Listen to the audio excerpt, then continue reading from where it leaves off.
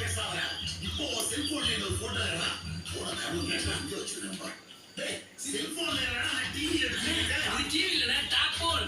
இப்போ நம்ம யார்கிட்ட காசு கேட்டு நம்ம தின்னானா இதை வச்சு மூஞ்சி கூட மறைச்சிக்கலாமே.